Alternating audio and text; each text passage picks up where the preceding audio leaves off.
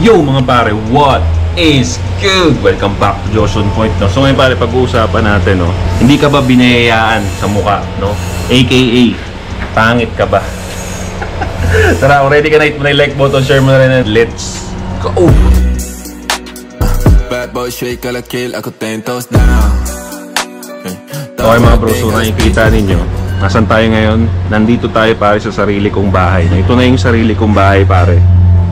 Ito yung kotse, hindi ko pa dala yung motor dito kasi hindi pa kami dito nakatira bro. Right? So mga 90% tapos na to, may mga konting tinatapos na lang. Pero ito na yun pare, ito na yung sarili kong bahay talaga. Kasama ko yung Esme ko rito. So dito tayo gagawa ng vlog, no? Dito tayo gagawa ng vlog. So may nag-chat sa akin pare, no? Ito yung sala, no? Yan yung sala. Yan, tapos dito, ito na yung bagong office natin pare. Dito tayo magba-vlog. Yan. So, diyan tayo magba-vlog. Lalagay ko pa yung TV rito. Wala pa yung TV dito pare, pero diyan yan nakalagay, no? So, ito yon. Dito na tayo magba-vlog. Ito rin yung office ko. Dito rin plano ko mag-podcast, no? Mag-invite ng mga content creator na katulad natin ng mindset. At dito ko plano mag-podcast, no? So, oy, back to topic tayo, no? Diba? Kasi may nag-chat sa akin pare. Ang sabi niya rito pare, Kuya Josh, pahingi naman ng advice, hindi kasi ako tulad ng iba, gwapo, like, may itsura. Yan, so wala daw siyang medyo magulo yung chat ni pare dito, sobrang gulo. Hindi daw siya gwapo pero matalino. Okay, sabi niya rito. Tapos, pahingi naman ng advice kasi may pinapormahan ako isang babae, new follower pa lang ako dito sa channel mo. Okay? Madalas problema talaga to ng mga tropa natin, no? Kasi nasanay tayo pare, lalo na dito sa Pilipinas, no? Nasanay tayo dito na yung mga nakikita natin sa TV, no? Na laging pogi lang ang sikat. Okay?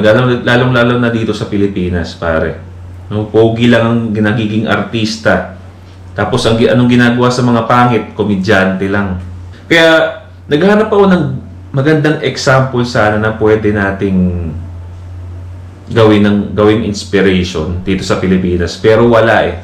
Wala akong mahanap na artista na pwede kong gawing example, no? Pero meron akong nakita best example pare, no? Na Hollywood artist naman siya pare, no? Kung kilala nyo si Jason Statham pare, nalagay ko yung picture dyan sa gilid. So, kung makikita nyo si Jason Statham, bro, kung nakikita nyo yan, hindi siya yung typical na pogi. No? Hindi siya yung typical na pogi. Pero kung makikita nyo yung asawa niyan, bro, Victoria's Secret model yun. Sexy, maganda. Pang-model, pare, pang-model. Asawa niya yan, Brad. Pero kung titignan mo yung itsura niya, hindi siya yung typical na pogi. Ano ang meron si Jason Statham? Pag nakikita nyo siya pare, ano ang nakikita nyo sa kanya? Malakas ang dating. Okay? So, isa-isa ang pwede ninyong gawin pare. Kung hindi kayo nabiyayaan ng itsura, no? Aminado kayo, palakasin nyo na lang yung dating ninyo, bro. No? At isa yan sa mga inadapt ko rin pare. Kasi hindi naman ako pogi. No? Hindi ako pogi. Kaya lang ako naging presentable sa mga mata ninyo. Di ba? Kasi pinalakas ko lang yung dating ko, bro. Kung titignan niyo si Jason Statham, ano yung ginawa niya? Pare panot yan si Jason Statham, panot. Pero kung titignan mo siya sa mga picture niya, pare, ang lakas ng dating niya, pare. Mukha siyang malakas kagad. Di ba? Yun yung gusto kong sabihin sa inyo. Kung hindi kayo pogi, palakasin niyo yung dating ninyo. Maraming ways eh. Maraming ways para palakasin yung dating ninyo. Unang-una, syempre, yung pananamit ninyo. Yung style ninyo, pare. Okay, kung alam niyo hindi na kayo masyadong nabiyayaan sa mukha, bawiin niyo sa forma. Okay, bawiin niyo sa forma. Now, naniniwala ako pare na ang pag-focus lang sa fashion, no, is para sa akin katamaran din. Okay, importante yung basic, yung foundation. So, saan mo ba nilalagay yung damit mo? Sa katawan mo. Diba? Kung hindi maganda yung katawan mo, hindi maganda yung hubog ng katawan mo, kahit ano pang forma mo pare, pangit ka pa rin. Diba? Kaya kung makikita nyo si Jason Statham, kaya ang lakas ng dating niya sa kahit anong suotin niya pare, kasi maganda rin yung katawan niya, bro. Diba? Nag-workout siya. Kita naman, at martial artist pa yan, bro. Diba? Martial artist pa yan, kaya kita mo sa kanya yung angas niya. So, again, kung pangit ka, mag-workout ka, mag-exercise ka. Meron kang isang natanggal dun sa disadvantage mo. Diba, pare? And then, saka mo isunod yung style. Yun. Doon tayo. Kasi, madalas, pare, makikita ninyo sa mga nagpa-fashion dyan, bonjing pa rin. Di ba? Tapos, pag nagtuturo sila ng paano manamit, wala namang dating. Parang hindi ka makahanap. Teka, parang hindi naman nag-work to eh. Kasi why? Nag-skip sila eh. Di ba? Inuuna nila yung fashion kaysa dun sa pinaka-basic, which is yung katawan ninyo. Pagandahin nyo muna yung katawan ninyo. Di ba? Huwag naman yung... Hindi ko naman sinasabi na magkaroon kayo ng abs, magkaroon kayo ng malaking chest. Hindi. Di ba? Pa-slimin nyo muna ng konti and then fashion. Right? Doon pa lang pare, yung kapangitan mo, medyo hindi na yun makikita kasi, di ba? Yung fashion mo tsaka yung katawan mo. Isa pa pare, di ba? Yung amoy mo. Okay? Yung amoy mo, importante yun, perfumes. Hindi ka na kailangan mahirapan pa maghanap ng perfumes. Meron naman tayo dyan sa JOP shop, sa Shopee at sa TikTok eh. Diba? So yun pare, palakasin mo na lang yung dating mo. Isa pa sa mga nagpapalakas ng dating, syempre, alam ko hindi para sa lahat to, no? Tattoo. Diba? Kaya kung makikita nyo ako, may tattoo din ako. Diba? Kasi, aminin na natin, kailangan mo makompensate yung mga bagay na wala ka. Okay, kailangan mong tanggapin, yun ang reality pare. You have to compensate the things that you're lacking. Kung wala tayong itsura, daanin mo sa angas, brad. Diba? At, ito tatandaan ninyo, mas malakas ang dating niyan sa babae. Okay? Ang binibuild natin sa dating natin is sex appeal, which is more powerful pare kaysa sa mukha lang. Okay? Paangasin mo yung dating mo. At isa pa sa mga nagpapaangas ng dating na natural. Ito pare, ituturo ko dito natural, hindi fake. Okay? Matuto kayo ng martial arts. Tuto kayo paano lumaban, paano makipagsuntukan. Okay, ba may sabihin, paano makipagsuntukan? Baka sabihin niyo away na hanap. Hindi, paano self-defense. Okay? Matuto kayo ng self-defense. Lalabas yung natural ninyo na confidence, natural angas. Natural malakas dating, hindi fake. Kasi alam mo na kaya mong dalhin yung sarili mo, brad. Last but not the least natin na tip para mabawasan yung pagiging pangit mo pare, no?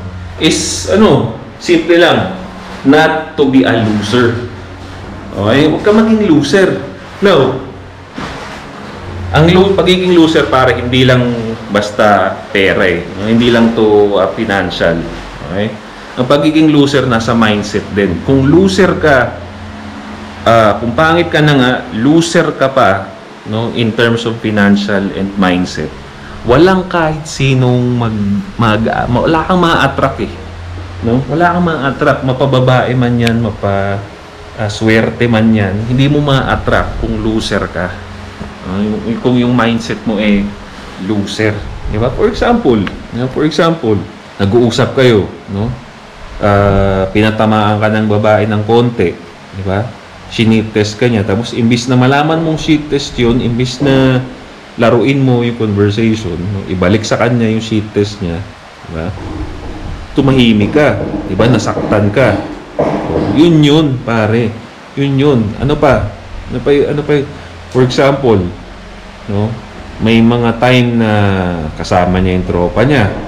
Di ba? Isang ginagawa mo lang sa gilid, no, nakatameme, nakayuko, di ba? Tapos kung maglakad ka, parang takot kang, alam mo yun, pag may mga naglalakad na nakayuko, para bang kala mo araw-araw binubuli, di ba? That's a sign na loser ka, brad.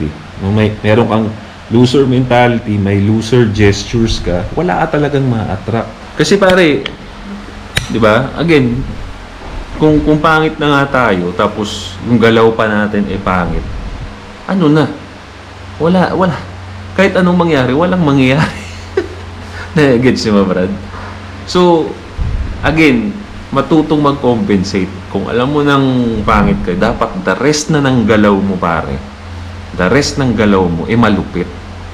Okay? Kasi hindi naman natin basta-basta mababago yun eh. Yung mukha nandyan yan. Pero yung galaw natin, yung bihis natin, yung attitude natin, pwedeng mabago.